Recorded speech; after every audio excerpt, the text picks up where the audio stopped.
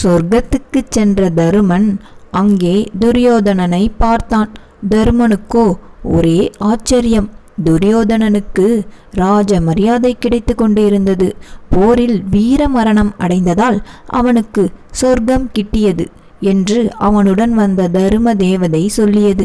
என் தம்பிகள் எங்கே என்று தருமன் கேட்பதற்குள் அவனுக்கு கடைசி தம்பி சகாதேவனின் அலறல் குரல் கேட்டது. அடுத்தது நகுலன் துடித்து அலறுவது கேட்டது. அர்ஜுனனும் பீமனும் எங்கே என்று எண்ணிக்கொண்டு அந்த திசை நோக்கி விரைந்தான் தருமன். ஒரு காவலன் அது நரகம் செல்லும் வழி என்றான். இப்போது அர்ஜுனனின் ஆங்கார குரல் கேட்டது. பீமன் யாரையோ சபிக்கிறான் போடும். ஒரு கணம் கூட தாமதிக்காமல் அந்த வழியாக நடக்க ஆரம்பித்தான் தருமன். அங்கே காரிருள். பல குரல்கள் கேட்டன. ஒரு அளவுக்கு மேல் தருமனுக்கு கண்கள் தெரியவில்லை. அங்கேயே நின்றான். இப்போது அவனை சுற்றி அவன் தம்பிகள் வலியால் அலறும் குரல்கள் கேட்டன. தன் தம்பிகளுக்கு ஏன் இந்த நிலை என்று அவன் உள்ளம் கொதித்தது. ராஜ்யம் இல்லாத போது இந்த வேதனை படவில்லை, காட்டில் படவில்லை, போரில் படவில்லை. திரௌபதி என்ன ஆனாள் என்று நினைக்க ஆரம்பித்தான். சுற்றி கேட்ட பல குரல்களில் தூரத்தில் மெல்லியதாக அவள் குரல் கேட்டது. தம்பிகளை கூவி அழைத்தான். திரௌபதியை கூப்பிட்டான். யாரும் பதில் சொல்லவில்லை.